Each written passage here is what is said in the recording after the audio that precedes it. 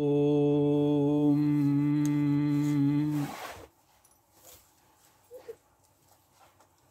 जन्माद्यस्य यतोन्मयादितरतः अर्थेष्वभिज्ञस्वराट् तेने ब्रह्महृदाय आदिकवये मुह्यन्ति यं सूरयः तेजो वारिमृदां यथा विनिमयो यत्र त्रिसर्गो मृषा धाम्ना स्वेन सदा निरस्तकुहकं सत्यं परं धीमहि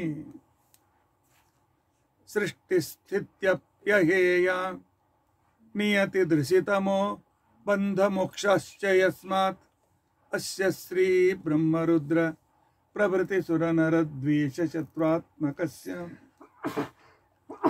विष्णोर्व्यस्ताः समस्ताः सकलगुणनिधिः सर्वदोषव्यपेतः पूर्णानन्दाव्ययो यो गुरुरपि परमः चिन्तयेतं महान्तं धर्मप्रोज्झितकैतवोऽत्र परमः निर्मत्सराणां सतां वेद्यं वास्तवं वस्तु शिवदं तापत्रयोन्मूलनं श्रीमद्भागवते महामुनिकृते किं वा परैः ईश्वरः सद्यो हृद्यवरुध्यतेऽत्र कृतिभिः शुश्रूषुभिस्तक्षणात् निगमकल्पतरोर्गलितं फलं शुकमुखादमृतद्रवसंयुतं पिबत भागवतं रसम् आलयं मुहुरहो रसिकाः भुवि भावुकाः अभ्रमं भङ्गरहितम् अजडं विमलं सदा आनन्दतीर्थमतुलं भजे तापत्रयापहम् भवति यदनुभावादेडमूकोऽपि वाग्मी जडमतिरपि जन्तुर्जायते प्रज्ञमौलिः सकलवचनचेतो देवता भारती सा मम वचसि निधत्तां सन्निधिं मानसे च अस्मत्कुरुसमारम्भां टीकाकृत्पादमध्यगां श्रीमदाचार्यपर्यन्तां वन्दे गुरुपरम्परां विद्यायां विबुधाचार्यं वेदज्ञानाब्धिचन्दिरं दुर्मतध्वान्तमार्ताण्डं सत्यध्यानमुनिं भजे पञ्चाशद्वर्षपर्यन्तं सततं रामपूजकः श्री सत्यप्रमोदगुरुराट् भासतां नो हृदम्बरे बन्धुस्त्वं गुरुरिष्टदैवतमिति त्वत्पादपङ्केरुहं प्राप्तं मां परिपालयेति सततं याचे निबद्धाञ्जलिः चित्तं मद्गुणदोषचिन्तनविधौ नूनं मनं मा कृताः श्री सत्यात्मगुरो त्वदङ्घ्रियुगलं हित्वा न मे सद्गतिः यैरहं शुकवत् सम्यक् शिक्षितोऽस्मि कृपालुभिः तान् वन्दे धेनुपाचार्यान् तत्त्वज्ञानार्थसिद्धये श्रीगुरुभ्यो नमः हरिः ओम् हरिः ओम् हरिः ओम् स्वस्तिस्तु अशेष सन्मंगलानि सन्तु श्लोकैकश्रवणपठनमात्रेण वक्तुश्च श्रोतॄणां निखिल कलिकृत कल्मषापनोदनपटुतरे धर्माद्यखिल पुरुषार्थ साधनीभूते अद्य श्रीमद्भागवते प्रोष्ठपदे भागवते अद्य एकादश दिन विवरणारंभे सति किंचित पूर्वकथानुवादः हरिः ओम् हरिः ओम् हरिः ओम्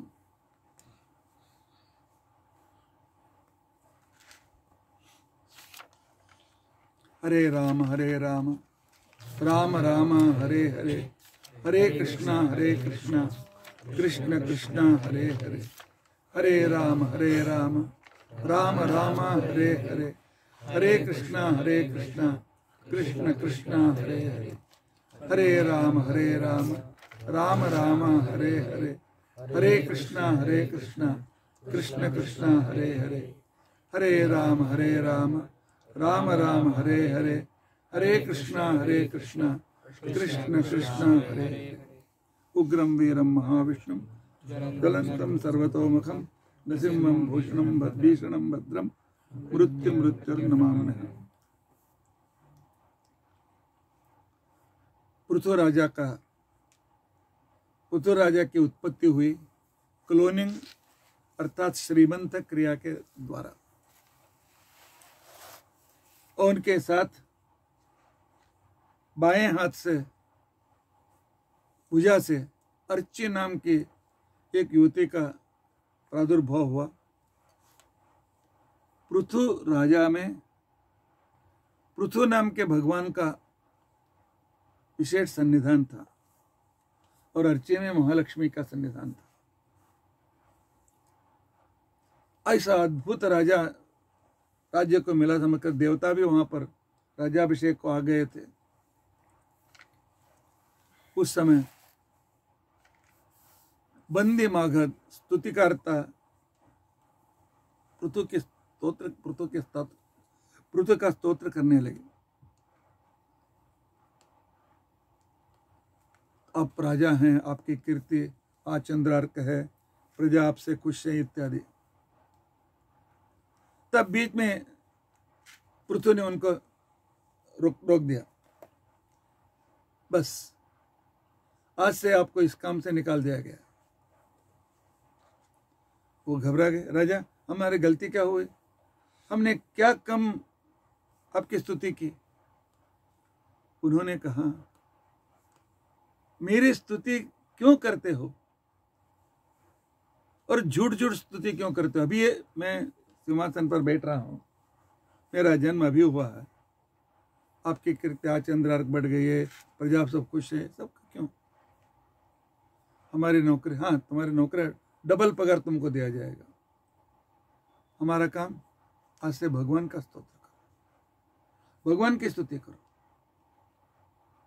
हे सूत हे मागध सौम्य बंदिन लोकेशु नास्पृष्ट गुणस्य मे स्यात् किमाश्रयो वस्तव एव योज्यतां मामह्यभूवन् पितथा गिरोवः। अभी मेरे गुण क्या है प्रजाओं को मालूम नहीं पड़ा है, क्यों तुम व्यर्थ बातें करते हो। उसके बदले भगवान की स्तुति करो जो हमेशा सत्य होता है, हमेशा श्रेष्ठ होता है। पृथु ने बहुत न्याय से राज्य पालन शुरू कर दिया, लेकिन राजा कालस्य कारणम, महाभारत में भीष्म जी ने कहा दुष्ट राजा है तो देश के प्रजाओं को भी दुख सहन करना पड़ता है, पीड़ा सहन करनी पड़ती है। यथा राजा तथा प्रजा। लेकिन राजा तो अच्छा था, लेकिन इतने दिनों तक वेन का जो पाप था, उस पाप के कारण तो पृथु के राज्य में 12 साल बरसात नहीं हुआ। पहले कुछ साल तक तो जो भंडार में चावल इत्यादि थे प्रजाओं में उसने बांट दिया, बाद में पैसे दे करके भी खरीद कर लेके आया। बाद में खाने के लिए बरसात नहीं तो लोगों को कुछ समय बाद धान नहीं मिला तो घास फूस खा करके जिंदा रहने लगे। वह भी नहीं है तो सूखे पेड़ के लकड़ी को पाउडर करके खा करके अपना पेट भरना शुरू कर दिया। एक दिन सभी प्रजा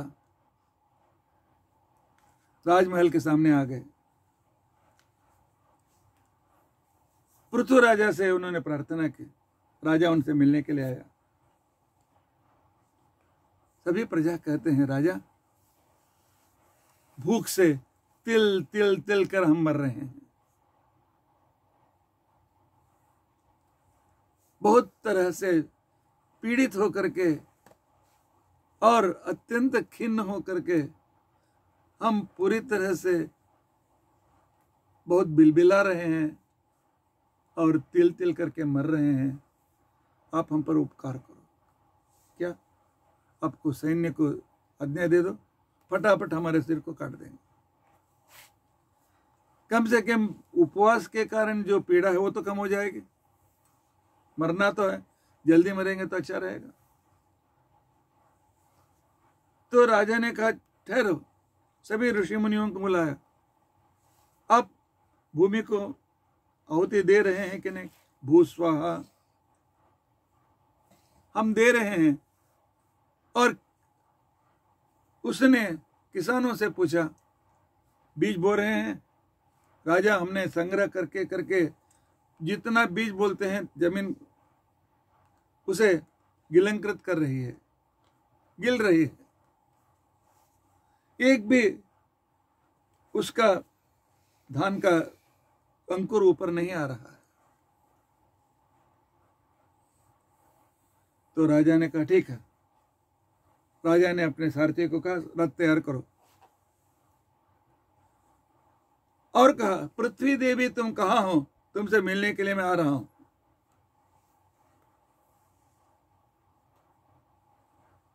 जब वो आगे गया तो पृथ्वी देवी गाय के रूप के उसके प्रकट हुए। तो राजा ने कहा अभी तुम्हें जान से मारूंगा मैं। तो वह पृथ्वी गाय के रूप की पृथ्वी भागने लगी, सब अतल वितल सुतल सब लोकों में, लेकिन पृथ्वी ने उसका पीछा नहीं छोड़ा। बाद में वह भूमि माता रूपी गाय खड़ी हो गई। राजा क्यों मारते हो? मुझे मारकर क्या करोगे? कहाँ रहोगे? अभी वो मुझे मालूम नहीं। तुम्हें मारकर तुम्हारे मांस से थोड़े दिन तक मेरे प्रजाओं का पेट भरूंगा मैं, लेकिन आप हमें मारना क्यों चाहते हैं?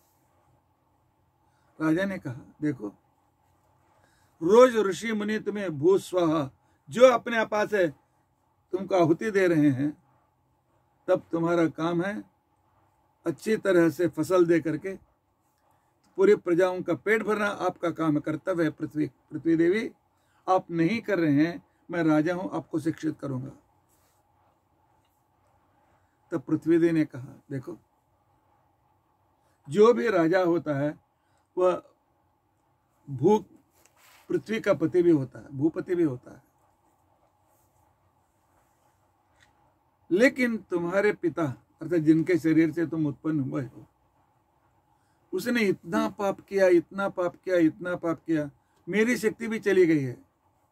बीज को प्रस्फुटित करके अंकुर के रूप में ऊपर ले आने के लिए मुझे जो शक्ति चाहिए वह भी मुझे नहीं है। मैं कैसे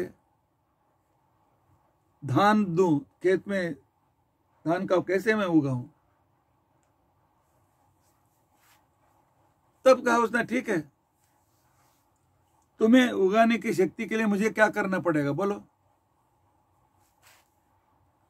तो पृथ्वी ने कहा एक देखो, गाय को दूध देने के लिए गाय के सामने उसका बछड़ा चाहिए। बछड़े को देख करके गाय के थन में दूध भर जाते हैं। उस तरह मुझे एक पुत्र ला करके दे दो, जिस पुत्र के कारण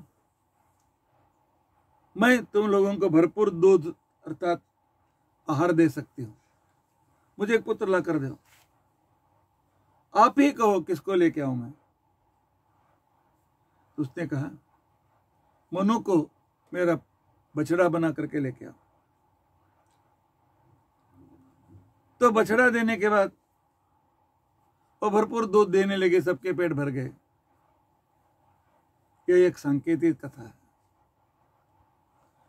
मनु को बछड़ा के रूप में अर्थात मनु कारण बन जाता है, अर्थात मनु रचित शास्त्र मनुस्मृति। मनुस्मृति में जैसा कहा गया है, संसार के सभी प्रजा और राजा जब उसके कारण अच्छी तरह से राज्य करना शुरू करते हैं, तो तभी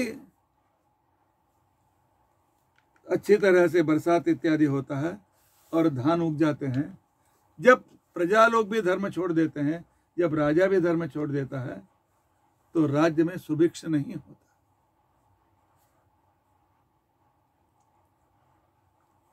इसके लिए मनुस्मृति में जैसा कहा गया है वैसे सामाजिक अवस्था, समाज के धर्म और समाज के सदर्भ होता तो सभी सुख से रह सकते हैं। अकाल भी नहीं होगा और अतिवृष्टि भी नहीं होगी, अनावृष्टि भी नहीं होगी, सब सुख से रहेंगे। तब मनु महर्षि के जैसे ब्राह्मण अपने कर्तव्य कर्म करने लगे, क्षत्रिय अपने कर्म करने लगे, वैश्य शूद्र सब अपने अपने कर्म करने लगे। उसके बाद पृथु ने विचार किया, मेरे राज्य में जब अकाल पड़ा था, मैं दूसरे राज्य से भी धान्य ला सकता था, लेकिन शक्य नहीं हुआ। क्यों शक्य नहीं हुआ? जब यह पृथ्वी उत्पन्न हुई थी, वह सूर्य से टूट करके सूर्य का एक भाग बाहर आया था, और जैसे वोल्कानो रहता है, वो लावा रस के जैसे बहुत तरह से वह गर्म होकर के आगे पीछे ऊपर पीछे हो रहा था, उबल रहा था। पृथ्वी गरम गरम रस के रूप में उबल रही थी पृथ्वी। बाद में उसको ठंडा करने के लिए इंद्र ने बहुत दिनों तक बरसात उस पर गिराया, तब यह पृथ्वी ठंडी हो गई। जिस बात को भागवत के 10,000 के बाद में विज्ञानी उनकी सूचना कर रहे हैं, लेकिन भागवत में सबसे पहले लिखा गया है। उबलते समय कैसा रहता है? ऊपर नीचे ऊपर नीचे। जब ठंडा हुआ तो पृथ्वी भी ऐसे कड़क हो गई, ऊपर नीचे ऊपर नीचे। अर्थात अभी हम चलकर नाके तक 5 मिनट में पहुंच जाते हैं। पहले जाने के लिए 5 दिन लगते थे। क्यों? पर्वत पर चढ़ो, नीचे उतरो, फिर चढ़ो, फिर उतरो, फिर चढ़ो, फिर उतरो। पृथ्वी वैसी थी पहले।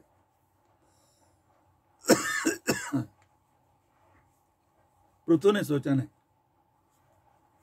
इसके कम्युनिकेशन नहीं बढ़ता, एक दूसरे की सहायता नहीं कर सकते, इसलिए पूरे पृथ्वी को डेवलप करने की जिम्मेदारी उसने ले ली।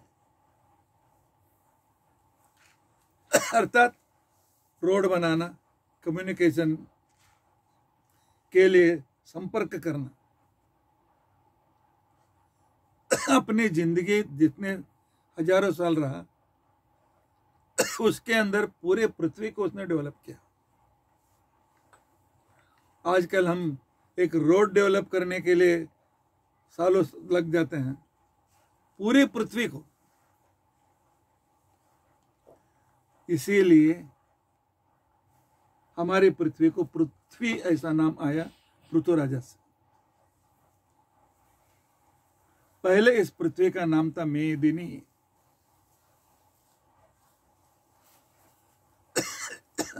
क्योंकि जब हिरण्याक्ष के कारण रसातल में पृथ्वी गई थी, तब ऊपर आने के बाद पानी में रह करके पूरी तरह से लूज हो चुकी थी पृथ्वी। इसके लिए उस हिरण्याक्ष को मार करके हिरण्याक्ष के मेदस को पृथ्वी के ऊपर वराह-रूपी भगवान ने लगा दिया था, जिससे वो कड़क हो गई थी। मेदस से यह कड़क हो गई थी, इसके लिए पहले इसका नाम था मेदिनी।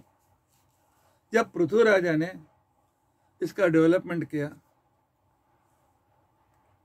तब से इसका नाम पड़ा पृथ्वी।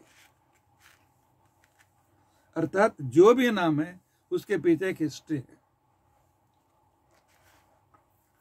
लेकिन ये सब कुछ करते करते उसे अध्ययन करने का अवकाश नहीं मिला, शास्त्रों को सुनने का अवकाश नहीं मिला। एक बार उनके घर सनक सनंदन सनत कुमार ब्रह्मा जी के जो मानस पुत्र थे उनके घर आए। उन्होंने उन्हें प्रार्थना की, उनको बिठाया, अर्घ्यपाद्य से पूजा की और प्रोक्षण कराया और कहा, सनत कुमार आदि ऋषियों, आज मेरा घर बन गया।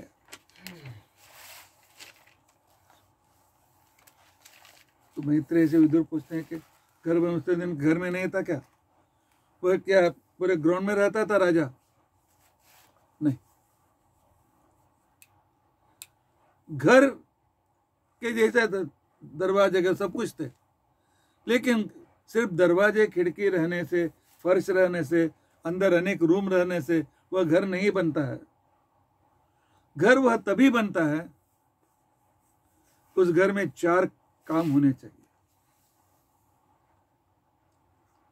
न विप्रपादोदक पंकिलानि, न वेद शास्त्र ध्वनि गर्जितानि, स्वाहा स्वधाकार विवर्जितानि, श्मशान तुल्यानि ग्रहाणितानि। जिस घर में ज्ञानी नहीं आते हैं और ज्ञानियों के पाद पूजा करने के बाद उनके पाद पूजा के पानी से जिनका घर गीला नहीं होता है, वह घर नहीं है। उनके पाद के पानी से घर पवित्र होना चाहिए। यह पहला नंबर।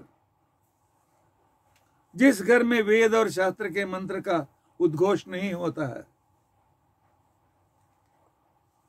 अर्थात रोज घर वाले जोर जोर से मंत्र और पारायण करना चाहिए। पारायण नहीं करेंगे तो मंदिर नहीं रह जाएगा। जोर जोर से पारायण करना चाहिए। और स्वाहा होम हवन उस घर में होने चाहिए।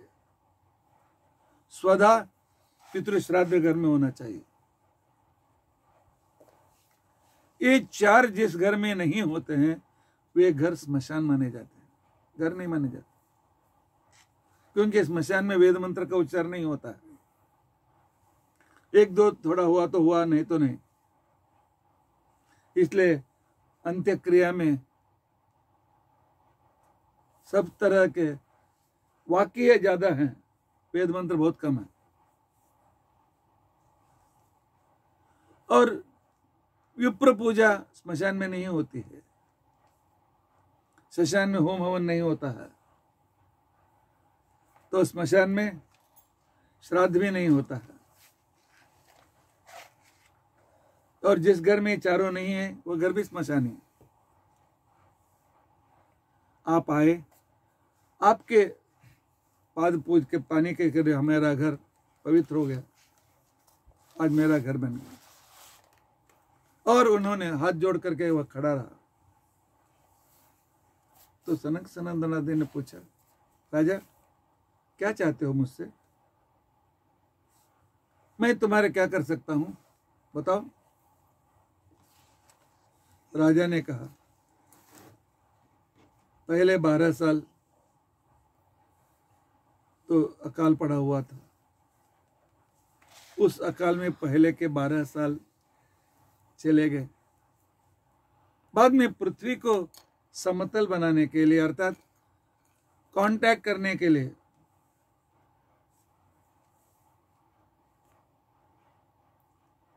संस्कृत में कहते हैं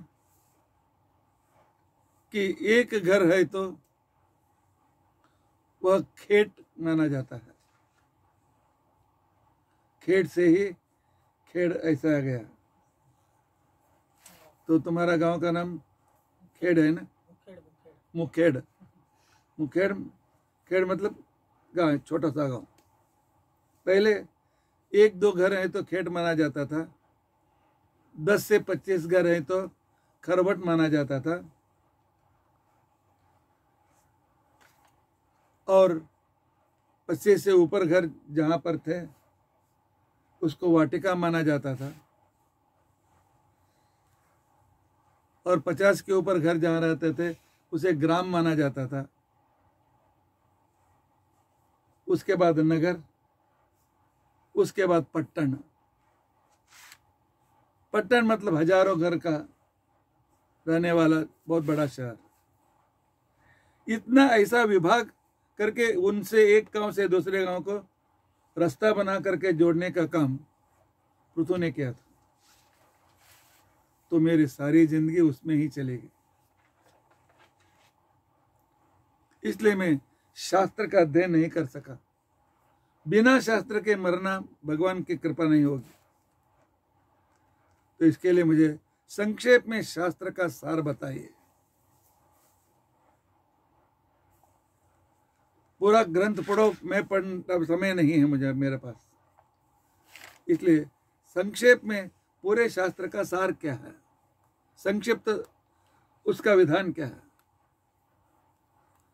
तब सनत कुमार ने उनको उपदेश दिया, शास्त्रे श्रियानेव सुनिश्चितो नृणां क्षेमस्य सम्यक विमर्शेषु हेतु असंग आत्म व्यतिरिक्त वस्तुने दृढ़ारते निर्गुणे ब्रह्मणि चय।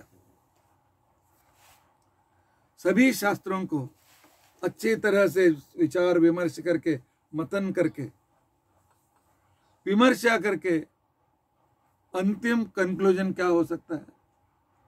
वह कंक्लूजन है असंग आत्म व्यतिरिक्त वस्तुने। भगवान को छोड़कर किसी दूसरे पर अपना मन मत लगाओ। हाँ, काम के लिए तो मन लगाओ, मतलब खाना बनाना चाहिए, खाना खाना चाहिए, कमाना चाहिए, सब कुछ करना चाहिए, लेकिन उस समय में भी भगवान की याद तुम्हें रहनी चाहिए। और दूसरे किसी पर मन नहीं लगना चाहिए, व्यवहार में होना चाहिए, उनके पीछे नहीं लगना चाहिए।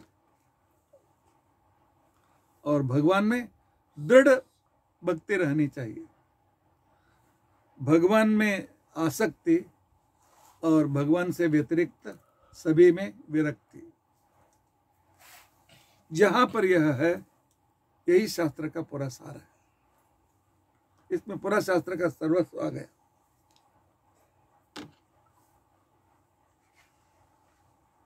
इस पृथु के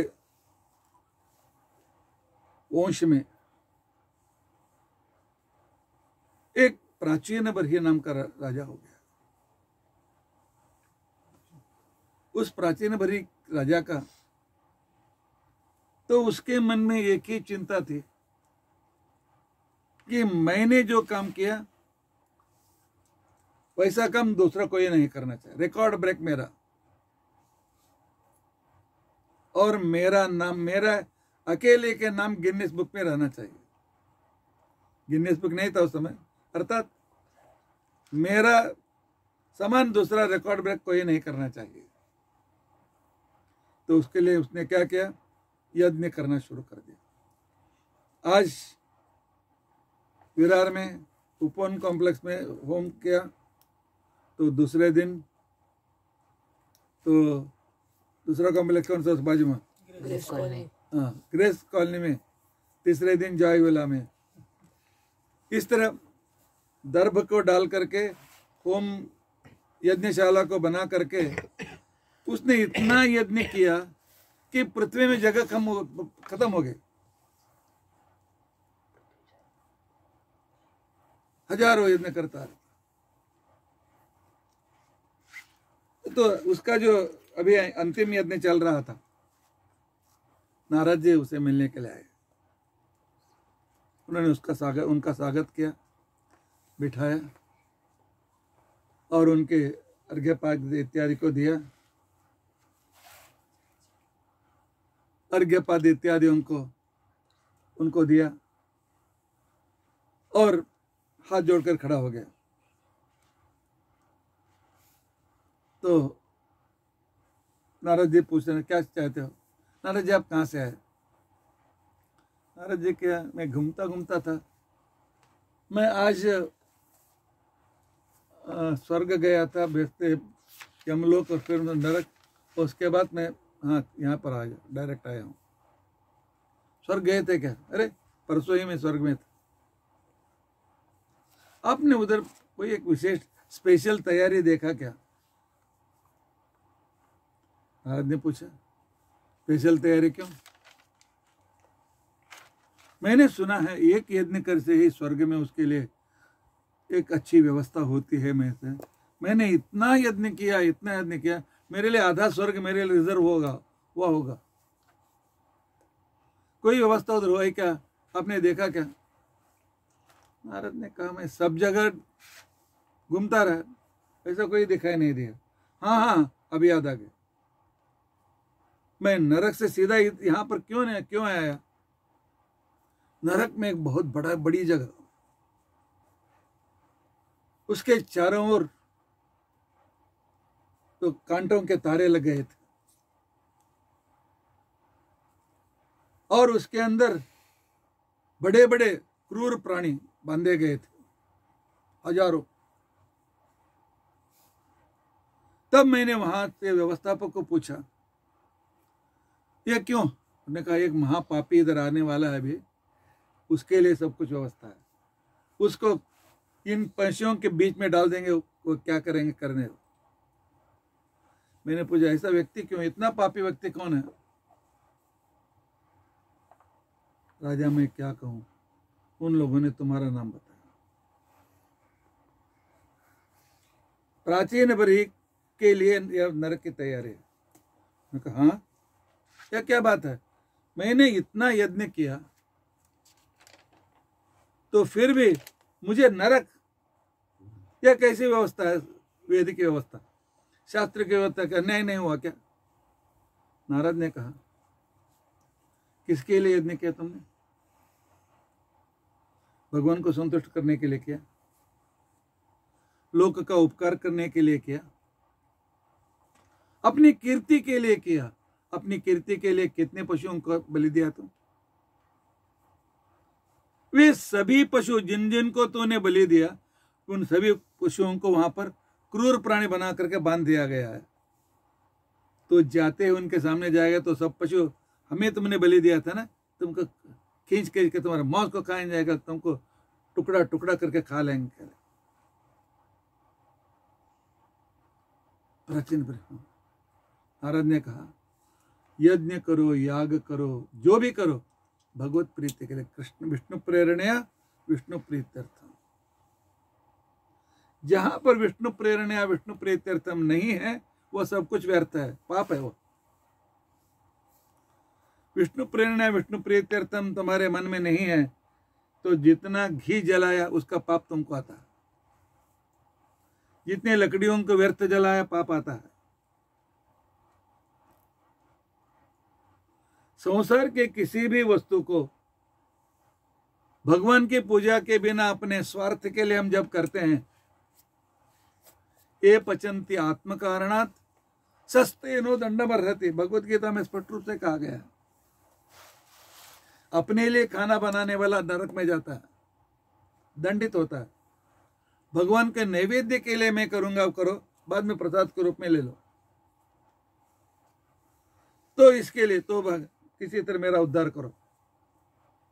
तो बैठो, तुम्हें एक कहानी बताता हूं। एक पुरंजन का नाम का राजा था। वह ऊपर के लोक से भूलोक को आया। उसको भूलोक को उसका एक मित्र उसे लेकर आया था।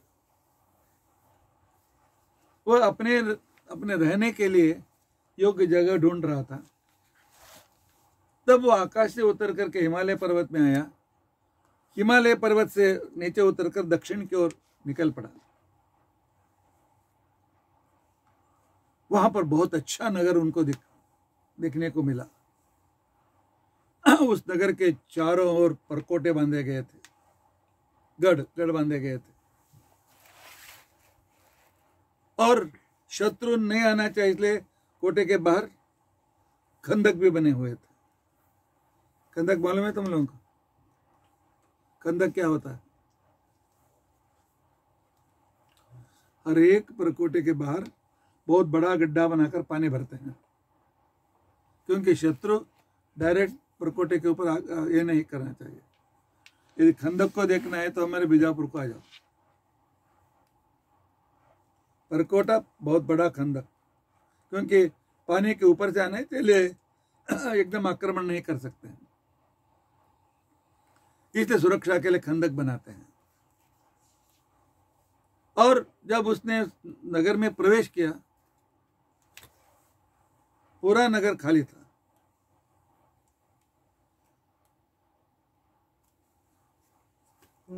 वही मुझे मालूम, खाली था। आगे आया, देखता है हाईवे भी थे, सबवे भी तैयार था, और देखा 9 बड़े बड़े ग्राउंड थे।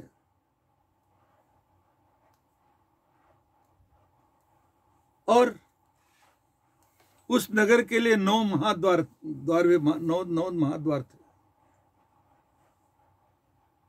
एक द्वार से बाहर गया, वो सुंदर दृश्य वहां था। दूसरे बार से बाहर जाता है तो वहां पर कहीं से संगीत सुनाई दे रहा था। तीसरे द्वार से बाहर जाएगा तो देखता है तो वहां पर बहुत सुगंध था। आगे जाता है तो देखता है कि तो खेलने के लिए सब व्यवस्था थी, और एक बहुत बड़ा राजमहल भी था। और थोड़ा आगे बढ़ा, देखता है सामने से एक सुंदर स्त्री आ रही है। लेकिन सुंदर स्त्री का स्थिति काम, उसके सामने एक सांप उसके संरक्षण के लिए आगे पहले था, पीछे वह तरुणी सुंदर स्त्री थी, उसके पीछे 11 बॉडीगार्ड थे। यह आगे बढ़ा और उससे पूछा, क्या मुझसे तुम शादी करोगी? तो उसने कहा, मैं भी अकेले हूं, मैं करती हूं। दोनों की शादी हो गई और आराम से रहने लगे। लेकिन एक बार उसे सूचना गई कि तो तुम्हारे नगर पर आक्रमण हुआ है। तो उन आक्रमण को दूर करने के लिए वह गया और उन शत्रुओं को दूर करके फिर वापस आया। वापस आने के बाद देखा घर में उसकी पत्नी नहीं, तो दासियों से पूछा कहाँ गई है। उसने कहा 2 नंबर रूम में है। 2 नंबर रूम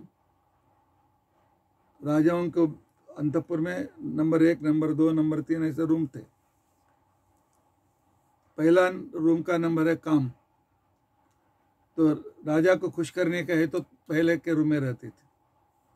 जब उसके क्रोध आता था दूसरे रूम में जाकर बैठती थी।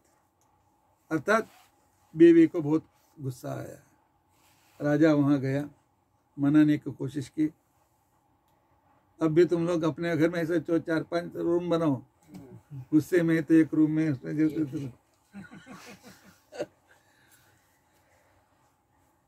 उसने उसने कहा मुझे छोड़कर क्यों गए? हमेशा मेरे पास रहना चाहिए था।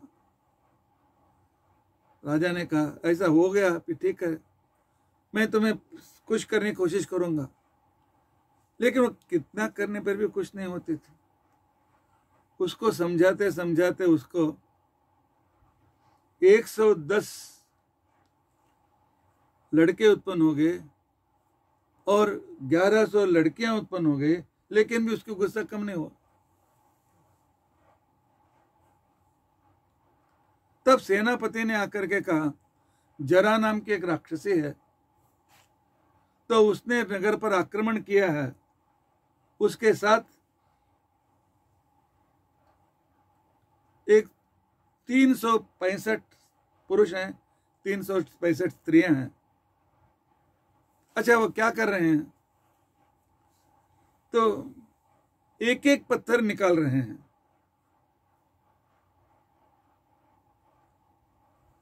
एक एक पत्थर निकाल रहे हैं, जाने देखेंगे बाद में, आने अंदर आने देखेंगे। तो फिर उसने कहा कि नहीं, बहुत पत्थर गिर के अंदर आ गए हैं, महल तक आ गए हैं, अभी तक नहीं, आने दो देखेंगे। और उसके पहले उसका सेनापति आकर पर आक्रमण किया, उसका नाम था प्रज्वार, और उसके पीछे पीछे से जरा आ गई। उसने कहा मेरे पीछे से तो वह मेरा मित्र आ रहा है, उसका नाम है मृत्यु। जब मृत्यु आकर सामने खड़ा हो गया, मरने के लिए तैयार हो जाओ। उसने कहा मेरी पत्नी को छोड़कर कैसे आऊं? नहीं, अभी तो तुम्हें मरना है, पहले हमने सूचना दी थी, तुम एक एक पत्थर निकाल रहे हैं आपके और आ रहे हैं, तब वो तुम्हारी व्यवस्था करनी चाहिए था तुम्हें, तुम क्यों नहीं किया? तैयार हो जाओ। वो पत्नी की याद करते करते, मेरे पे आने के बाद पत्नी का क्या होगा क्या होगा, मर गया। और भगवत गीता में एक नियम है, यम यम वापि स्मरण भावम त्यजत्यन्ते कलेवरम तम तमेवेति कौन्तेय सदा भाव भाविता। मरते समय जिसकी याद आती है तो उसी तरह का जन्म उसे प्राप्त होता है। तो एक बार पुराण सुनने के लिए एक बहुत बड़ा सेठ आया था। पुराण में स्वामी जी ने कहा था, पुराण पर भागवत कथा कहने वाले तो कथाकार ने कहा था कि अंतिम समय में भगवान का स्मरण करो, तुम अच्छी गति प्राप्त करोगे। तो उस दिन व्यापारी बहुत खुश हो गया, बहुत बड़ा बंडल नोट उस कथाकार के सामने आरती में डाल दिया और घर में जाकर के बोला, अभी घर में कोई पूजा नहीं होगी, घर में कोई व्रत नहीं होगा, घर में श्राद्ध नहीं चाहिए। क्यों? अंतिम काल में भगवान का नाम लेने से मुक्त हो जाते हैं, तो सब कुछ करने की क्या जरूरत है? और उसने अपने 2 लड़के थे, उसको कहा तुम दोनों को 50-50 लाख रुपए देता हूँ, एक काम करना चाहिए कि मेरे जब डॉक्टर कहते हैं कि इसका लास्ट समय आ गया है, भजन मंडली को बुलाने का, भजन करने के लिए बोलेगा, मैं भी उनके साथ भजन करते हुए पान छोड़ दूँ। तो उनके लड़कों ने कहा ठीक है। और जब डॉक्टर ने कहा भी 1-2 घंटे ज्यादा नहीं रहते हैं, तो भजन मंडली को बुलाया गया और भजन मंडली आए, भजन करने लगे। उसको थोड़ा थोड़ा बात करा तो मुंह में कुछ बोलने लगा, देखा ठहरो ठहरो। उन लोगों ने समझा कि यह भी भगवान का नाम लेना चाहता है, तो भजन उन्हें छोड़ दिया। उसने क्या बताया, बकरी आकर के सब कुछ खत्म, बाग को खत्म कर रही है, भगा उसको, बोला मर गया। पूरा दिन यही काम करता था, बैठ करके बकरी को बढ़ाओ, उसको भगाओ, गेट बंद करो, गेट क्यों नहीं बंद करता है, तो यही काम उसका था। तो हम पूरे जिंदगी में क्या करते हैं, अंत में वही याद आते हैं। तो इसके लिए अब से ही भगवान का स्मरण करते रहेंगे तो अंतिम संततम चिंतयेनंतम अंत्यकाले विशेषतः। और वह एक स्त्री होकर उत्पन्न हो गया और उसकी शादी पांड्य राजा से हुआ। जब पांड्य राजा मर गया तो उसके साथ इसे सती जाने के लिए कर रहे थे, वह घबरा गया, रोने लगा।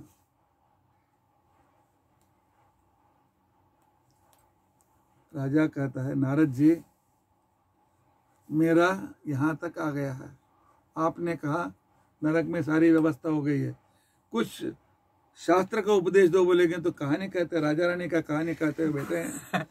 तो आपको टाइम पास के लिए समय है, मेरे पास समय नहीं है, कुछ तत्वज्ञान बोलो।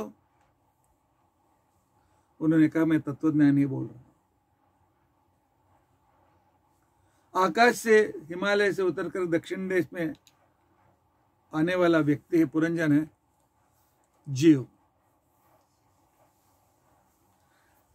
और दक्षिण दिशा में रहने वाला वह नगर है भारत देश। हमारे उत्तर में हिमालय है, हिमालय के दक्षिण में भारत देश। भारत देश में वह नगर है हमारा शरीर, और उसका परकोटा है हमारे चर्म। वो खंदक है हमारा पेट, भरते रहते हैं, पानी भी भरते हैं, कुछ भी, सब कुछ भरते हैं। और उसके हाईवे हैं बड़ी नाड़ियां, इड़ा, पिंगला, सुषुम्ना, वज्रिका, अर्यका आदि प्रमुख नाड़ियां जो हैं हाईवे।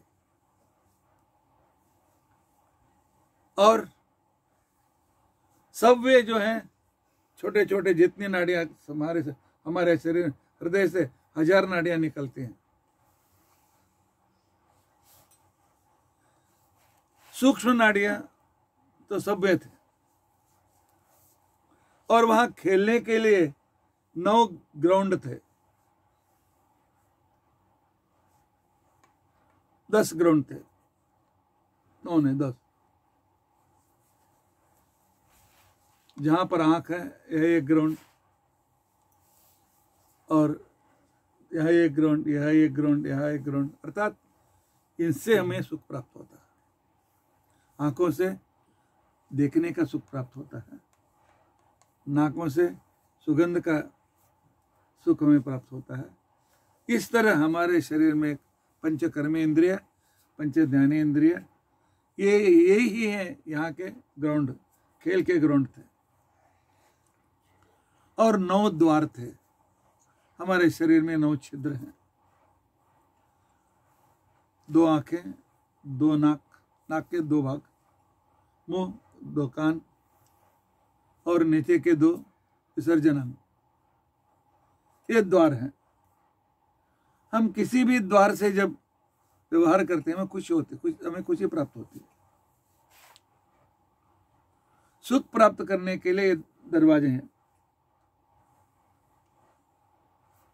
अर्थात इन दरवाजों के ऊपर शत्रुओं का आक्रमण होता है, अर्थात हमारे शरीर को हानि करने के जब कुछ घटनाएं घटती हैं उस समय हमें क्या करना चाहिए, उसको दूर करने के लिए कोशिश करना चाहिए। इसलिए वही शत्रुओं को भगाने के लिए बाहर गया था।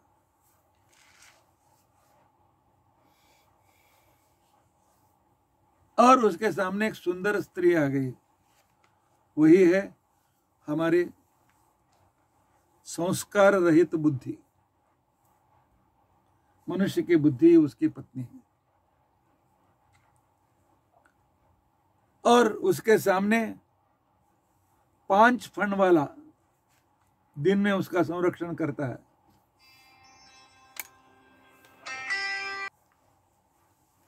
उसके पीछे 11 जो भी उसके बॉडीगार्ड थे, पंच ज्ञानेंद्रिय, पंच कर्मेंद्रिय और एक मन, 11वां मन, ये दिन में उसकी रक्षा करते थे। जब रात को रक्षा करते थे पंच प्राण, प्राण, अपान, व्यान, उदान, समान। क्योंकि हम जब खाकर सो जाते हैं तो यही प्राणापान कार्य करके हम हमारे को आहार को जीर्ण करते हैं और सबको रक्त बनाते हैं, बाहर खेलते हैं, सब कुछ काम करते हैं, पंच प्राण। लेकिन यह जब आरोग्य के लिए स्तोत्र बोलना शुरू करता है या दूसरों को उपकार करने के लिए जाता है तो उसकी संस्कारहीन बुद्धि क्या होती है, स्वार्थ बुद्धि होती है। नहीं, मुझे छोड़कर क्यों गया, मैं जैसा कहते हूं वैसा करो। लेकिन बुद्धि से हम अच्छा विचार करने लगेंगे तो संस्कारहीन बुद्धि हमें नहीं, उसका अच्छा नहीं लगता। कभी सो जाओ, कभी उठो, कुछ भी खाओ, क्या भी करो, काम न करो, आलस्य हो जाओ, संस्कारहीन बुद्धि यही काम कराती है। उसको खुश करने के लिए कोशिश करता रहा, जब तक बुद्धि को संस्कार नहीं देते हैं वह खुश नहीं होता है। 110 लड़के उत्पन्न हो गए। 110 लड़के मतलब भागवत की संख्या है। अभी तक किसी साइकोलॉजिस्ट ने नहीं बताया। मैं 110 मुख्य हमारी इच्छाएं रहती हैं। आदमी की मुख्य इच्छाएं रहती हैं 110। तुमको मालूम है ना, लिस्ट किया तो अभी 10-20 से वो आगे नहीं जाते हो। लेकिन न जानते हुए भी तुम्हें 110 मुख्य इच्छाएं हैं और 1100 छोटी छोटी इच्छाएं हैं आदमी के मन में आते हैं। क्यों कभी कभी समर्थ को आता है कि चॉकलेट खाएं, तो वो छोटी इच्छा है।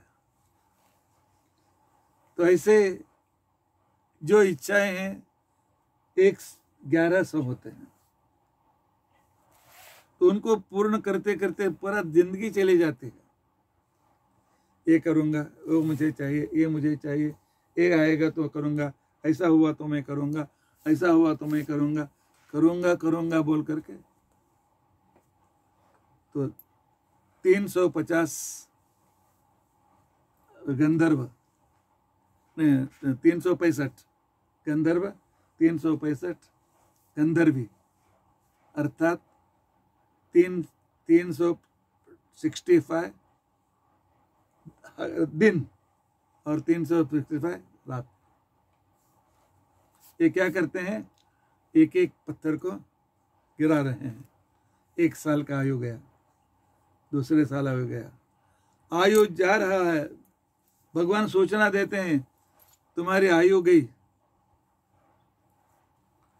हम आजकल क्या करते हैं? बहुत गलत काम करते हैं। बर्थडे के पार्टी मनाते हैं। बर्थडे के दिन पार्टी नहीं मनाना चाहिए। तो दुख से आगे अच्छा हो इसलिए होम हवन करना चाहिए। 1 साल की मेरी आयु कम हो गई तो खुशी की बात है क्या? आयु कम हो गई, आगे के आयु तो कम सफल हो जाना चाहिए, इसलिए होम हवन करना चाहिए। हम होटल में लाखों रुपए खर्चा करते हैं बर्थडे, मतलब एक गया अच्छा हुआ। कितना हम मूर्ख हैं, व्यवहार ही नहीं है हमें। और बाद में जरा नाम के राक्षसी आ गई है। सेनापति ने कहा आने दो, देखेंगे।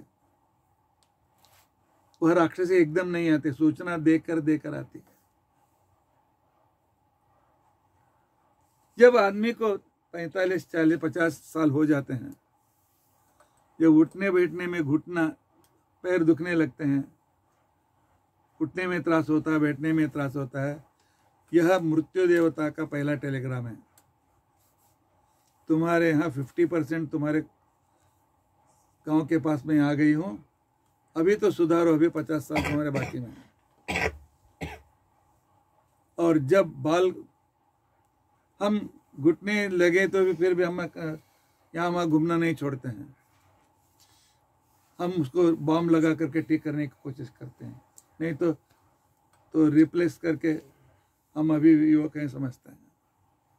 जब बाल सफ़ेद हो जाते हैं, होने लगते हैं, तो मृत्यु देव का दूसरा टेलीग्राम, अब तुम्हारी जिंदगी में 40 साल से ऊपर नहीं है। सबका तो 100 नहीं रहता है। और जब फिर भी हम क्या करते हैं, हेयर डाई करके हम युवक है। और जब आंखों की रोशनी कम हो जाती है, मृत्यु देवता को तीसरा टेलीग्राम, चौथा टेलीग्राम है। जब सुनना कम हो जाता है, उसका 5वां टेलीग्राम है। जब दांत गिरने लगते हैं तो उसका 7वां, बहुत तुम्हारे घर के पास ही आ गया हूं। और जब बीपी शुगर सब आज होते हैं तो कहते हैं कि तुम्हारे घर के बाहर में खड़े हो। पहले उसने वह क्या करते, ज्वार और प्रज्वार को भेजते, मतलब हमें ज्वर इत्यादि रोगों को भेजते। और वह आती है जरा। जरा मतलब बुढ़ापा।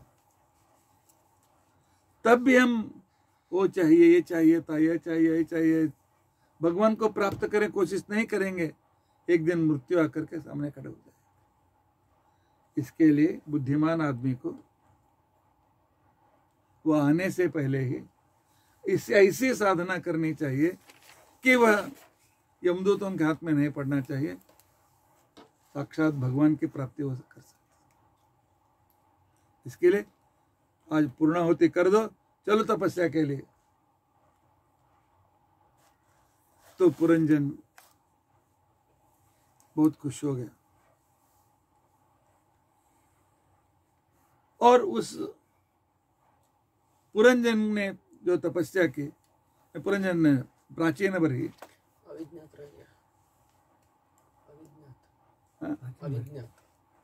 अविज्ञात, अविज्ञात सखा मतलब है भगवान। भगवान ही हमें लेकर आते हैं, लेकिन यहाँ आने के बाद उस मित्र को हम भूल जाते हैं। वो हमारे साथ ही हमेशा रहता है। भगवान नहीं है तुम जिंदा नहीं है। अविज्ञात सख है वो भगवान। उसका हाथ हमने छोड़ दिया तो पूरी जिंदगी खराब हो जाते, बर्बाद हो जाते।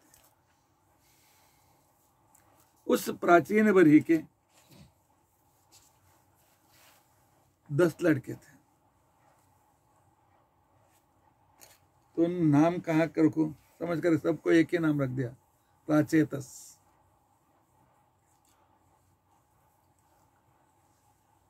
प्राचेतस लग दिया। और उस प्राचीन बरही की पत्नी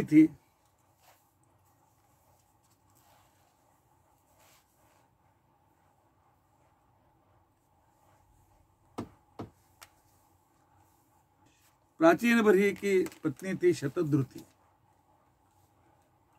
तो इतना सुंदर थी कि जब उनकी शादी हो रही थी, जब अग्नि को प्रदक्षिणा कर रहे थे, उस समय अग्नि भी मोहित होकर उसे जलना छोड़ करके उसे देखते हुए खड़ा था कुछ समय तक। तो उसके यहाँ तो उन्हें 10 लड़के हो गए और उन्होंने विचार किया कि हम यहाँ कहीं तपस्या के बैठेंगे तो फिर इंद्र अप्सरा को भेजेगा, उसको भेजेगा, विघ्न करेगा। तब उन्होंने अपने माँ के पिता वरुण के पास गए, हमें ऐसा सुरक्षित जगह दिखाओ, हम जहाँ पर बैठकर करने से कोई हमारे विघ्न न करे। वरुण ने कहा कि समुद्र के नीचे बैठो, मैं तुम्हारी रक्षा करूंगा, वहां किसी को नहीं आने के लिए नहीं छोड़ूंगा। तो समुद्र के नीचे बैठ करके उन्होंने 10,000 सालों तक तपस्या की। जब बाहर आ गए, बस सबकर जंगल बच, जाने के लिए जगह नहीं, कोई घूमने वाला नहीं, आते जाते रहते तो रास्ता हो जाता है। इसलिए उन्होंने तो अपने तपस्या का जो सामर्थ्य मिला था, उस तपस्या के सामर्थ्य से जंगल को जलाने लगे। तब इंद्र वहां पर आए और इंद्र ने कहा मत जलाओ, वनस्पतियों को भी जीव रहता है, वनस्पतियों को भी भावनाएं रहती हैं, उनको भी सुख है, दुख है। साइंस में हम क्या सिखाते हैं, किसने इसको संशोधित किया? बॉटनी में उनके लिए भी श्वासोच्छ्वास है और उनके लिए भी चेतना है, भावना है। किसने ढूंढ निकाला? क्या कॉलेज में क्या सीखते हो तुम लोग?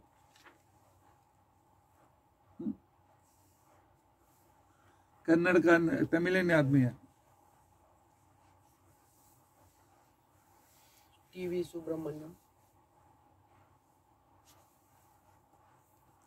चंद्रशेखर गाल्वानोमीटर नाम का एक उनका साधन था।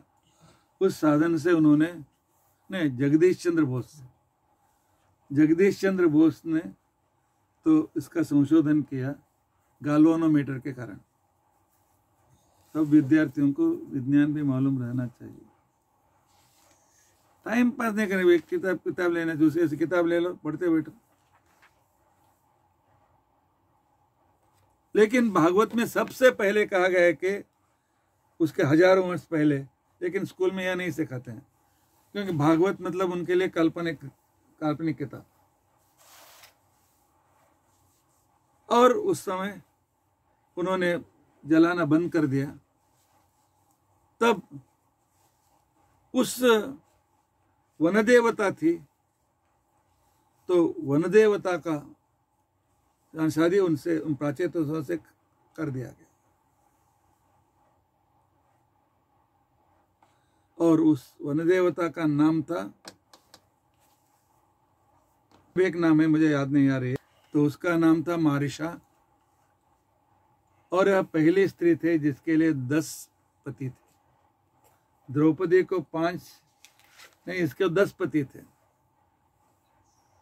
सभी प्राचेतों में एक पत्नी, क्योंकि ये सभी ऐसे दैवी शक्ति के थे, अपनी दैवी शक्ति के साथ वे रहते थे।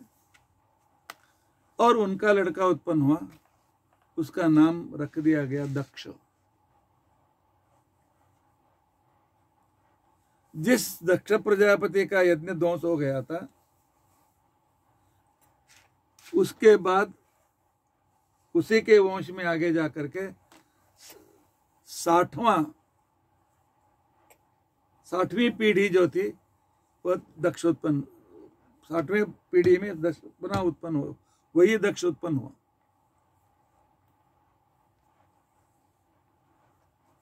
और उस दक्ष की पत्नी का नाम था असिकनी।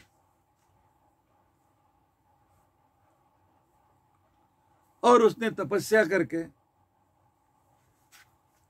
10,000 पुत्रों को पाया। और उसने सोचा कि इनका नाम कहां से ढूंढूं, इसलिए कॉमन नाम रखते, हर्यश्व, हर्यश्व नंबर 1, हर्यश्व नंबर 100 आ जाओ, हर्यश्व नंबर 2010वां हर्यश्व आ जाओ, ऐसे व्यवहार करते थे। और वे सब तपस्या करने के लिए नारायण सरोवर गए। आज जो बलूचिस्तान में है, पाकिस्तान के अंदर है, वो नारायण सरोवर तपस्या कर रहे थे। उस समय नारद जी उनके पास आए और नारद जी ने उनसे कुछ प्रश्न किया उन्होंने, लेकिन वे उत्तर नहीं दे सके। तब नारद जी ने कहा, तो क्या फायदा, शास्त्र का ज्ञान इंपॉर्टेंट, भगवान की प्राप्ति के लिए संसार में पढ़कर क्या करोगे,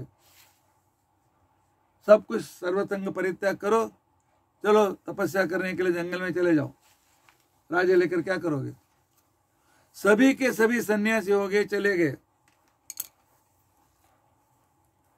दक्ष प्रजापति को बहुत दुख हुआ, समझा था कि क्योंकि ब्रह्मा जी ने उनसे कहा था कि संसार में आदमियों को बढ़ाओ, संतान बढ़ाओ, प्रजा बढ़ाओ, लेकिन 10 के सन्यासी हो गए। फिर उसने तपस्या करके 1,000 पुत्रों को प्राप्त किया। उनका भी कॉमन नाम रखा उसने, शबलाश्व। वे भी तपस्या करने के लिए नारायण सरोवर के पास गए। तो फिर नारद उनसे मिले, देखो तुम्हारे भाई कितने भाग्यवान हैं, भगवान को तुमसे पहले प्राप्त करेंगे। तो वे भी सन्यासी बन गए। दक्ष प्रजापति को बहुत गुस्सा आया। मैं प्रजा को बढ़ाने के लिए, वे पढ़े बड़े हो जाए, शादी हो जाए, उनके भी 10-20 लड़के हो जाए, प्रजाओं की संख्या बढ़ जाए, ये तो सबको सन्यासी कर रहा है। उसने नारद को शाप दिया, आज से एक ही जगह पर तुम रोकोगे नहीं, हमेशा घूमते रहोगे। एक ही जगह रहोगे तो उपदेश दे करके उनका सिर, नारद ने कहा बहुत अच्छा हुआ, सब जगह घूमते हुए तो बहुत लोगों को मैं उद्धार कर सकता हूं। तब दक्ष ने विचार किया, अभी लड़के ने लड़कियों को उत्पन्न करेंगे, लड़कियों को तो सन्यासी नहीं बना सकता, इसके लिए 60 लड़कियों उसे हो गई। उन 60 लड़कियों को उसने अनेक अलग अलग ऋषियों को, उसमें 27 लड़कियों को उसने चंद्रमा को शादी करके दे दी। वही अश्विनी, भरणी, कृत्तिका, रोहिणी, ये दक्ष की पुत्रियां हैं। और कश्यप को पहले 12, पहले 13, बाद में 4, इस तरह 17 लड़कियों को उनको दे दिया। धर्म प्रजापति को कुछ लड़कियों को दे दिया। इस तरह सभी लड़कियों की शादी उसने की। क्या दूसरे 17 जना दिले थे? कश्यप ऋषि ने शादी की और धर्म प्रजापति से भी तो अपनी लड़कियों को दी, आर्षसेन को भी दिया। इस तरह अलग अलग ऋषियों को दे करके सभी 60 लड़कियों की शादी उसने की। आजकल एक लड़की हुआ तो दूसरी है, घबर जाते हैं शादी कैसे करें। अरे उसको 60 लड़कियां थे, सबकी शादी उसने की। हाँ, तुम भी एक बनो, दक्ष बनो, कर सकते हो। इस तरह यह वंश आगे बढ़ता गया। उस संदर्भ में तो विदुर विचार करते हैं सब ठीक है, यह सब कुछ किसके संतान को हुआ, कहां से शुरू हुआ था? मनु का लड़का उत्तानपाद, यह उत्तानपाद का पूरा संतान, उसका लड़का ध्रुव, ध्रुव से पूरे संतान ऐसे बढ़ता गया। तो पूछते हैं कि दूसरा जो लड़का था प्रियव्रत, उसका वंश का विस्तार हमें बताइए। और उत्तानपाद की कथा जो है तो हमारी ही कथा है। उत्तानपाद की कथा हमारी है, सब कथा हमारी ही है। पुरंजन की कथा भी हमारे लिए ही है। उत्तानपाद, हम सब उत्तानपाद ही हैं। हम सब उत्तानपाद क्यों, कैसे? उत्तानपाद का मतलब क्या है? उत्तानोपादो यस्य सह उत्तानपादः, पैर ऊपर सिर नीचे। हम सभी जन्म लेते समय पैर ऊपर रहता है, सिर नीचे रहता है। हेड फिक्स हो गया तो अभी प्रसव करना चाहिए, ऐसा नियम। कभी कोई अपवाद होते हैं, लेकिन 92, 95, 97% सभी सिर पहले, बाद में पूरा शरीर उत्पन्न हो जाता है। तो इसके लिए हम उत्तानपाद हैं। हमारे भी 2 पत्नियां हैं। मेरी दूसरी पत्नी कहाँ है? हमें को जाकर पूछ।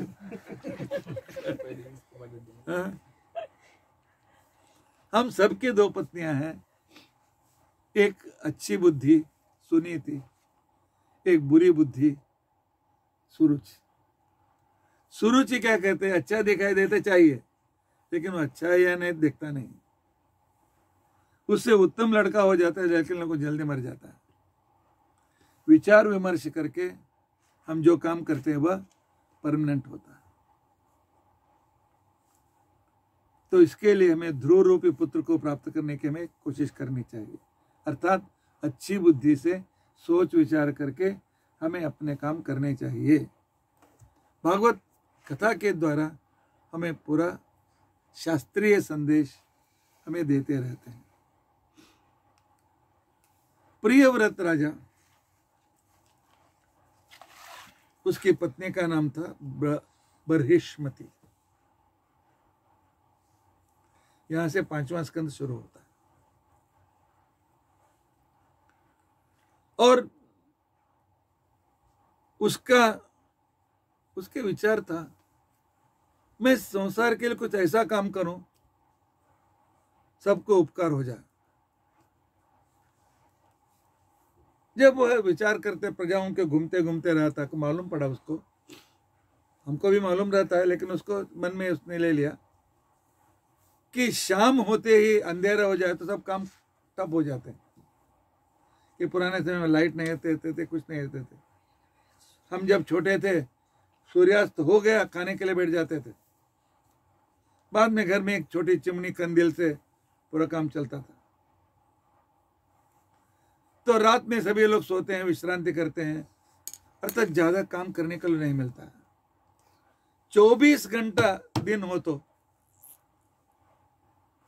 बहुत काम कर सकते हैं। तो इसने विचार किया कि मैं 24 घंटा का दिन करूंगा। आजकल के किसी साइंटिस्ट ने यह विचार किया क्या? चाइना कर रहा है। हाँ, चाइना। तो उसने कहा कि दिन का मतलब है पृथ्वी सूर्य की ओर रहती है, पृथ्वी सूर्य के चारों ओर घूमती है, और सूर्य अपने जगह पर भी घूमता रहता है। यह सब कुछ आज के नया ये लोग कहते हैं कि हम अपने इसका संशोधन किया है। नहीं, भागवत में इसका वर्णन है। तो साइंस से भी बढ़कर है। जो भागवत अच्छे तरह से जानता है उसको साइंस वेदांत सब कुछ आ जाता है। तो उसने क्या किया, तो सूर्य के विरुद्ध दिशा में मैं खड़ा होकर प्रकाश दूंगा तो सूर्य के यहां भी दिन, यहां भी दिन। इसलिए उसने एक रथ तैयार किया। आज की परिभाषा में आकाशयान, सैटेलाइट तैयार किया। इसलिए नाम सैटेलाइट है। इस सैटेलाइट में लाइट नहीं रहता है, लेकिन उसने ज्योतिष्मान रथ तैयार किया, और उस समय उसने ऐसा एक प्रकाश का पुंज रखा तो उससे पूरे संसार को प्रकाश मिलता था। तो वह पृथ्वी के विरुद्ध दिशा में घूमने लगा, पृथ्वी के चारों ओर घूमने लगा। जिस बाजू में सूर्य रहता था उस समय वह उसके पीछे रहता था, जिस बाजू को सूर्य रहता था फिर उससे दृश्य लगता था। पहले दिन सब लोगों को 24 घंटा दिन बहुत उत्साह से काम करने लगे। दूसरा दिन भी लोगों में बहुत उत्साह था, तीसरा दिन भी उत्साह था। चौथे दिन आते ही सब लोगों को आलस्य आने लगा। अरे 24 घंटा कौन, थोड़ा विश्रांति चाहिए, 24 घंटा कौन काम करेगा। आहिस्ते आहिस्ते 7वें दिन आने तक लोग दिन में भी सोने लगे। लोगों का उत्साह कम हुआ, लोगों को लाभ के बदले हानि हुई। भागवत हमें सिखा रहा है कि तुम लोग नेचर से विरुद्ध मत जाओ। नेचर का जो टाइम टेबल है तो उसके विरुद्ध जाओगे तो हानि हो जाएगी। और इतना उदार था, उसने समझा। 7 दिन के बाद उसने सोचा कि अभी इसको कंटिन्यू करने में कोई इंटरेस्ट अच्छा नहीं है, लोगों को उपकार नहीं हो गया, इसलिए उसने उस ज्योतिष्मान रथ को डिस्ट्रॉय कर दिया। हमारे यहां भी न्यूक्लियर से लाभ भी होते हैं, हानि भी होते हैं। लेकिन न्यूक्लियर से हानि एटम बम होता है। आजकल कोई भी देश उसको डिस्ट्रॉय करने के लिए तैयार नहीं है। लेकिन भारतीय संस्कृति ऐसी है, जो लोगों के लिए उपकार नहीं है तो उस नए शोध को वो नष्ट कर देते हैं। और जो 7 दिन तक उसने पृथ्वी के चारों ओर घूमता रहा, जहां जहां उसका रथ गया वहां पर गड्ढा हो गया, वहां पर समुद्र तैयार हो जाएगा। और उसके बाद में उसके बाहर घूमता था। रथ जहां गया समुद्र हो गया, और जहां बीच की जगह हो गए थे वे दूसरे द्वीप तैयार हो गए। और पृथ्वी से लेकर पृथ्वी के चारों ओर 7 द्वीप तैयार हो गए।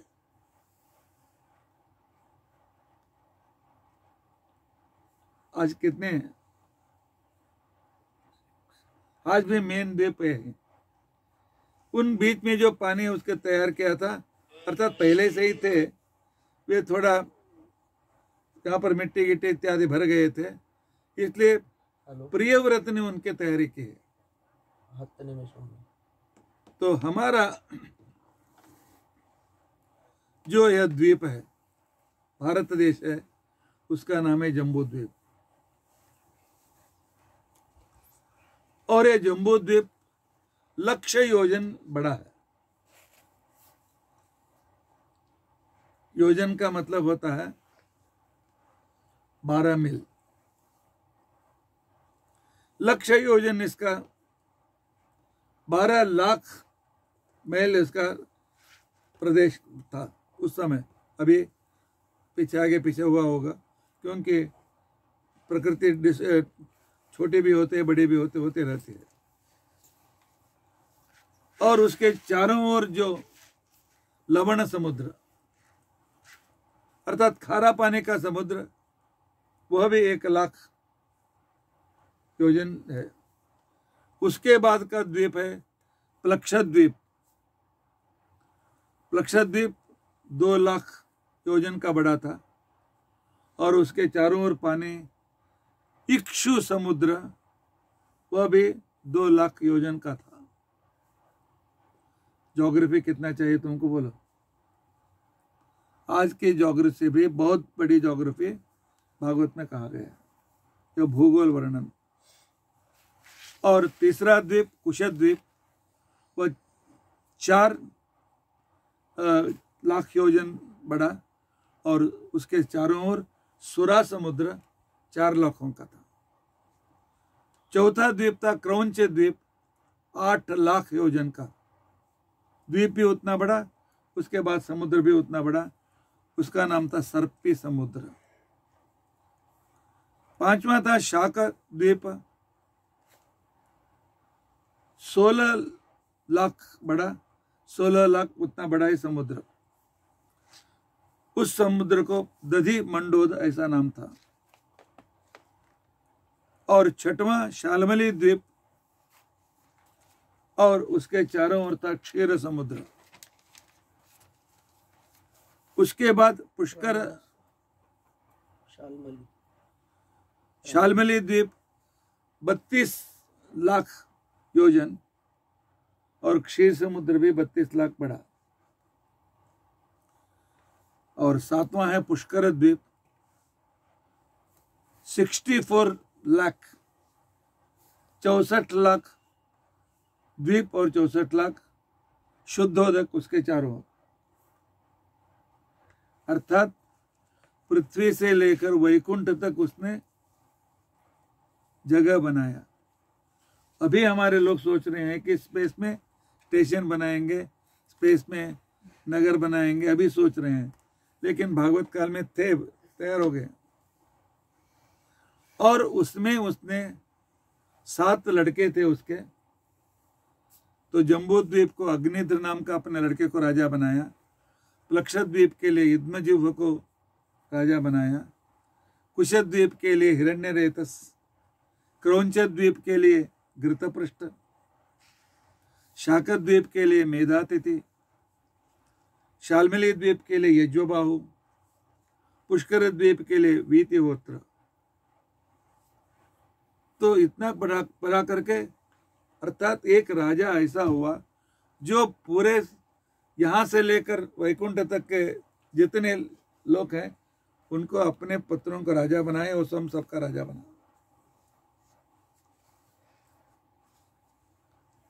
इसको तो मैथोलॉजी बनाओगे, लेकिन है इतना। उसका लड़का था अग्निद्र। पूर्वचित्ती नाम के उसकी पत्नी थी। वह जम्बू द्वीप का राजा था। जम्बू द्वीप का मतलब क्या है? अर्थ। अर्थ पेड़ जामुन रहता है ना, जामुन अर्थ एकदम राउंड नहीं है, जामुन के जैसे थोड़ा आगे की ओर, ऐसा पूरा राउंड नहीं है। पृथ्वी का आकृति ऐसा होकर थोड़ा छोटा होकर के ऐसा आगे। तो ग्लोबल दिखाते समय राउंड दिखाते, गलत है वो, क्योंकि वह उत्तर ध्रुव के यहाँ छोटा है, पूर्व ध्रुव के उससे थोड़ा बड़ा। तो उसने क्या किया, तो इस जम्बू द्वीप में उसके 9 लड़के थे, इसलिए इसके लिए उसने क्या किया, तो पूरे अर्थ को 9 खंडों में विभाजित किया। आज कितने खंड हैं? 7। कौन कौन से?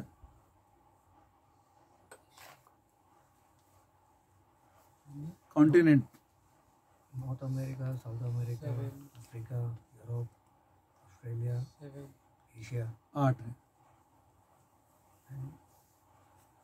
अंटार्कटिका, एशिया,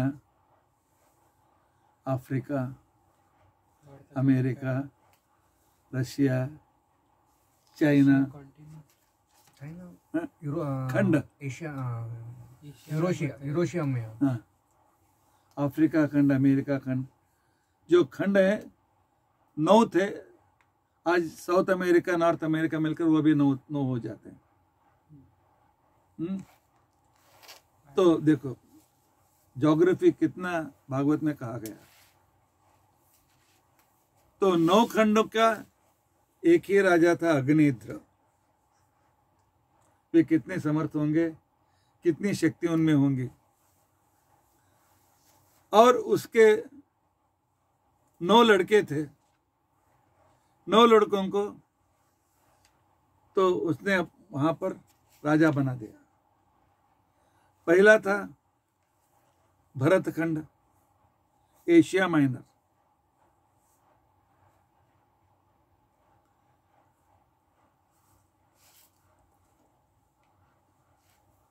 उसका पहला लड़का था नाभि, नाभि को राजा बनाया।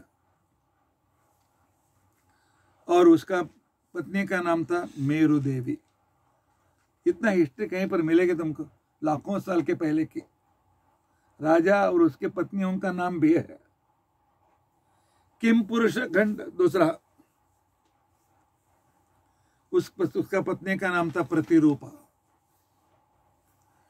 तीसरा हरिवंश खंड, उसकी पत्नी का नाम था उग्रदंष्ट्रा। चौथा इलाव्रत खंड, ये सब उस पर लड़कों के नाम से उसका नाम रख दिया गया। और उसकी पत्नी का नाम था लता। रम्यक खंड, उसकी पत्नी का नाम था रामा।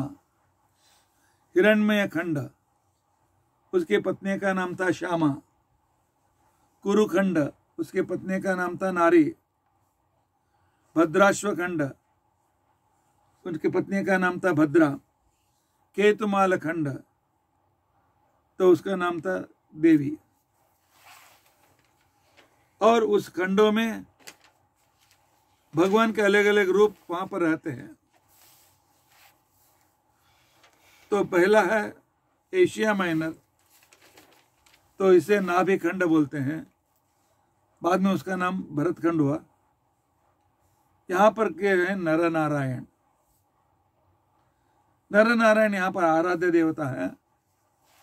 और हम सभी बद्री को जाकर के पिताजी के पिंड प्रदान करके आते हैं। दूसरा है किमपुरुष खंड, वहां पर के आराध्य देवता है श्री रामचंद्र। अब भी हनुमान राम की पूजा वहां पर कर रहे हैं। इलाव्रत खंड में संकर्षण रूपी भगवान पूजे जाते हैं। और उनका मुख्य पूजक है रुद्र देवता शंकर। 5वां रम्य का खंड, वहां का भगवान है मत्स्य रूपी परमात्मा। सत्यव्रत नाम का भक्त उनकी पूजा करते हैं। और 6वां है हिरण्मय खंड, वहां पर कूर्म आराध्य देवता हैं। और यमा नाम के देवता उनकी पूजा करते रहते हैं। और 7वां कुरुखंड है, नहीं तो हो गया। 8वां भद्राश्व खंड, वहां पर हयग्रीव देवता की पूजा होती है। भद्रश्रव नाम के देवता उनकी पूजा करते हैं। केतुमालखंड, वहां पर प्रद्युम्न देवता रहते हैं, उनकी पूजा कामदेव करते रहते हैं। अहो विचित्रम भगवत विचेष्टितम, इस तरह की सृष्टि भगवान ने की। और हिमालय से आगे मेरु पर्वत है। मेरु पर्वत यह सोने का पर्वत है, अर्थात एकदम पीला पर्वत है, सुवर्णमय भूमि। सुवर्णमय भूमि, उसका एक भाग आनंदगिरी नाम का शिखर, शेष और वायुदेव के जब कॉन्सरेटन या चिंता हुई, तब शेष उस आनंदगिरी को चारों ओर घेर करके रह गए। उसमें वायु ने अपने पैर के आघात से उसको वहां पर टूट करके आकाश में, वह आकाश में वेग से जाने लगा। तब मेरु पर्वत ने कहा मेरी उस शिखर की रक्षा करो। वही शिखर है आज तिरुपति के ऊपर रखा गया, तिरुमला। जब तिरुमला के तुम चल करके जाओगे तुम्हें मालूम पड़ेगा, तो वहां पर अलिपिरी कालमुर नाम का जगह है। तो वहां तक पर्वत का कलर नीला काला है और वहां से ऊपर पूरा पीला है। वही मेरु पर्वत का एक भाग। और आज मेरु पर्वत कहाँ है? उत्तर ध्रुव के पास अरल अल्ताय नाम के साउथ साइबेरिया के आगे अरल उल्ताय नाम के पर्वत श्रेणी है। साइबेरियन लैंग्वेज में अरल का मतलब है सोना, सुवर्ण। उल्ताय मतलब पर्वत श्रेणी। उत्तर ध्रुव एरिया जो है वह मेरु पर्वत माना जाता है, क्योंकि भागवत में वर्णन है पर्वत कैसे होते हैं।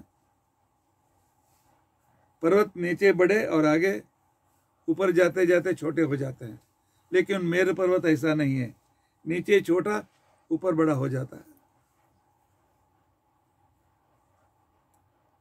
कैसे? दक्षिण ध्रुव छोटा, आगे ऐसा बढ़ता बढ़ता जाता है। यह मेरु पर्वत अर्थात दक्षिण ध्रुव से लेकर के उत्तर ध्रुव तक। ये आजकल का जो मैं बताऊं तो मेरा अध्ययन से मैंने सब कुछ किया। भागवत में सब कुछ सिर्फ नाम आए हैं, कहाँ का है इसके लिए मैं 10,000 साल तक अभ्यास करता रहा, पंचम स्कंद को आज के लिए लगाने के लिए। हाँ।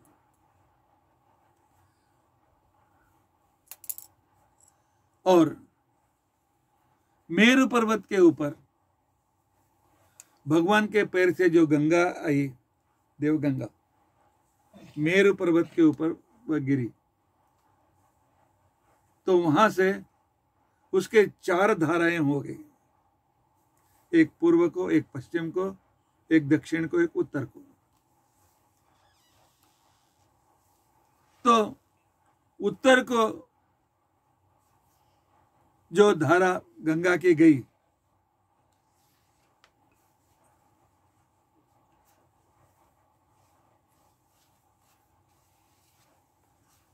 और दक्षिण के लिए नहीं, पूर्व के लिए जो गई वो चीन की ओर, तो उत्तर कुरुखंड वगैरह कहा जाता है। और चीन के यहाँ गंधाबादन पर्वत, भद्राश्व इत्यादि कहा जाता है। और भरतखंड से यहाँ पर तो नीचे जाकर के हरिवर्षखंड, किमपुरुषखंड मिल जाते हैं। और मेरु के पश्चिम में केतुमालखंड ऐसा कहा जाता है। और इस तरह यहाँ पर सभी विशेष रूप से बढ़ते गए।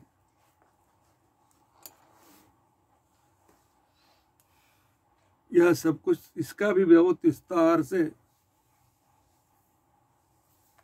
वर्णन कहा गया है। उसका वर्णन करने के लिए यहाँ एक बड़ा बोर्ड चाहिए और बाजू में वर्ल्ड मैप चाहिए और वह सब कुछ हम बता सकते हैं।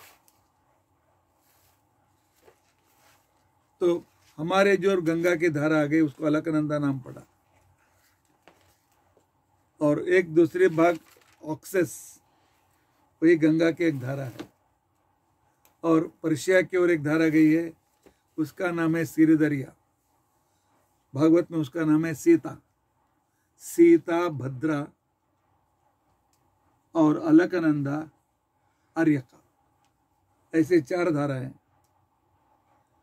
आज को अलकनंदा, ऑक्सेस, सिरदरिया और से दूसरा नाम उसका ले पड़ गया। तो इस तरह गंगा का वर्णन भी यहाँ पर है, गंगा कैसे गिरी। और इतना ही नहीं, इस देश में, इस खंड के देश में लोग कैसे रहते हैं, तो उनमें कितने वर्ण हैं, उनका रहन सहन कैसा है, वे क्या खाते हैं, उनका मुख्य आहार क्या है, उनकी उपासना कैसे होती है, यह पूरा वर्णन पंचम स्कंद में।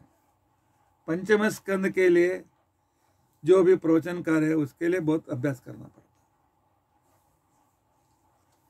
नहीं तो कंफ्यूजन में कंफ्यूजन। सिर्फ पंचम स्कंद पढ़ने से नहीं होगा, उसके साथ खगोल भूगोल वर्णन के लिए राघवेंद्र स्वामी जी ने एक किताब लिखा है। तो प्रमेय मालिका, उस ग्रंथ को भी पढ़ना पड़ेगा। और वायु पुराण में इसका विस्तार वर्णन है, ब्रह्मांड पुराण में भी इसका वर्णन है। सभी पुराणों को एकत्रित करके जब हम तुलनात्मक दृष्टि से देखते हैं तब भागवत में भूगोल का वर्णन है। तब आप लोगों का प्रश्न आता है, ये लेकर क्या करेंगे? मोक्ष मिलता है? मिलता है? भूगोल सीखने से मोक्ष मिलता है तो ज्योग्राफी करके हम एमएचए में चले जाएंगे ना। शास्त्रों को क्यों पढ़ना चाहिए? हाँ, भगवान ने हम पर कितना उपकार किया है समझने के लिए इस संसार का भी अध्ययन करना चाहिए। इसलिए टीकाचार्य जी ने कहा, यथा भगवान अवगंतव्य तथा जगदपि अवगंतव्यम। भगवान को समझने के लिए जैसे वेद शास्त्र अध्ययन करना पड़ता है, उसी तरह इस यूनिवर्स का भी अध्ययन करो, तब आपको मालूम पड़ता है कि सृष्टि कितना विचित्र है और इतना बड़ी सृष्टि भगवान ने कैसे किया, कैसे कंट्रोल करता है, कैसे इन लोगों को सब देखता है और कैसे उसकी सामर्थ्य कितना होगा। इसलिए वह सबसे सर्वश्रेष्ठ है। सिर्फ सर्वोत्तम कहने से नहीं, इसको देखो और समझ लो और भगवान को देखने की कोशिश करो। और पृथ्वी में तो पूरे पृथ्वी के नीचे सिर्फ पानी ही पानी है। 94% पानी के ऊपर यह पृथ्वी है, लेकिन उसके बारे में अभी लोग संशोधन चल रहा है। तो इस राजा के वंश में नाभि मेरुदेव, नाभि और मेर अर्थात एशिया माइनर का जो राजा था उसका नाम था नाभि, उसकी पत्नी का नाम था मेरु देवी। और मेरु देवी के यहाँ स्वयं भगवान ऋषभ नाम से उन्होंने अवतार लिया। अर्थात प्रियव्रत के वंश में नाभि के पुत्र के रूप में ऋषभ भगवान अवतार लिया। और ऋषभ ने क्या किया, हमें क्या संदेश दिया? ऋषभ गीता नाम से वह प्रसिद्ध है। अभी 1.5 घंटा हो चुका है, इसलिए हम कल देखने की कोशिश करेंगे। तो आप लोग सोचते रहेंगे कि चतुर्दशी को खत्म करने वाले हैं, अभी आप 5वें स्कंद में हैं, 4 दिनों में पूरा कैसा होगा? तो लास्ट में संक्षेप में कहना पड़ेगा, अगले साल आगे का बढ़ाना चाहिए। क्या आप लोग सुनने के लिए तैयार हैं? तो इसको कंटिन्यू करेंगे। हाँ ठीक करेंगे, देखेंगे। अच्छा ठीक है। अद्य कथा प्रसक्ति। हरे राम राम राम हरे हरे, हरे कृष्ण कृष्ण कृष्ण हरे हरे, हरे राम राम राम हरे हरे, हरे कृष्ण कृष्ण कृष्ण हरे हरे। उग्रं वीरं महाविष्णुं ज्वलन्तं सर्वतोमुखं नृसिंहं भीषणं भद्रं मृत्युं नमाम्यहम्। अच्युतानंत गोविंद प्रतिमात्रार्थिनाशन रोगान्मे नाशयाशेषान् आशु धन्वन्तरे हरे। अक्षयं कर्म यस्मिन् परे स्वर्पितं प्रक्षयं यान्ति दुःखानि यन्नामतः। अक्षरो योजर सर्वदेवामृता कुक्षिगं यस्य विश्वं सदाचारिकं प्रीणयामो वासुदेवं देवता मंडलाखंडमंडलम। श्रीकृष्णार्पणमस्तु।